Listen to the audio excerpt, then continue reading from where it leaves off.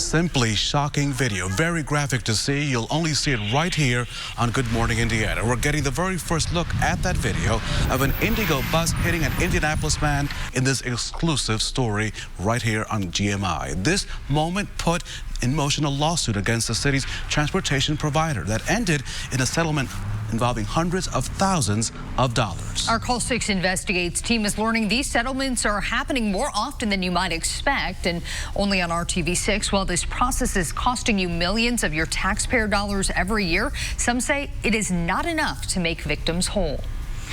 The surveillance cameras are rolling on this IndyGo bus on March 10th, 2017. When I got the walk line, I proceeded to cross the street to head to work. The bus driver starts to make a turn from Meridian onto West Michigan Street. You can see Roger Cave starting to walk into the crosswalk when the bus hits him.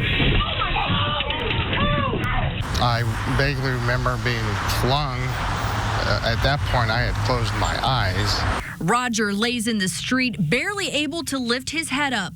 And I remember skidding across the street and was expecting the bus to run over me, but thankfully that didn't happen. The crash breaks bones all over Roger's body, including his fingers. It shattered my knee. I couldn't stand. But Roger and his attorneys with Leidendorf Law want others to know you can fight back. He didn't ask to be hit by a bus. He didn't ask to have all of those injuries. He didn't ask to be put in the public's eye. Roger filed a lawsuit against IndyGo, alleging he had a walk sign and IndyGo was negligent. Roger went on to win a $650,000 settlement to cover medical bills, lost wages, pain, and suffering. His attorneys say Roger should have gotten more. Is it hard to get a big settlement out of the government? Yes. It's hard to get a small settlement out of the government. Their worst day is limited. And, you know, a lot of times they know that they have a lot of the cards, and it's hard. The Indiana Tort Claims Act caps what you can receive when suing a government agency at $700,000. That $700,000 is for everything, for medical bills, for lost wages, for future medical bills, and as well as pain and suffering. What do you think about the cap? I think it's too low. I think the cap does a good job of attempting to protect taxpayer dollars without doing a very good job of protecting its taxpayers. The Indianapolis Public Transportation Corporation, which operates IndyGo, is funded in part with your tax dollars. Call 6 Investigates found IndyGo's had 31 settlements totaling more than $1.5 million since January 2018. IndyGo is not alone.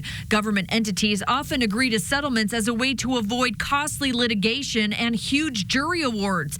Call 6 Investigates found the city of Indianapolis has paid out more than $6 million in taxpayer money since January 2018. Roger is not working, in part because of his injuries. I can no longer type with this hand. I'm upset that I didn't get more. You could have used that money. Oh, yeah. IndyGo says whenever there's a crash or an injury, they respond with an immediate investigation, drug and alcohol screening, and employee retraining or discipline if necessary. Reporting for Good Morning Indiana, I'm Call 6 Investigates, Kara Kenny. Kara, thank you. In a statement to RTV6, IndyGo told us, quote, IndyGo prioritizes safety in all facets of the organization and is dedicated to training our drivers to be among the safest in the industry. We did reach out to the bus driver that hit Roger, and we did not hear back. IndyGo says she no longer works there.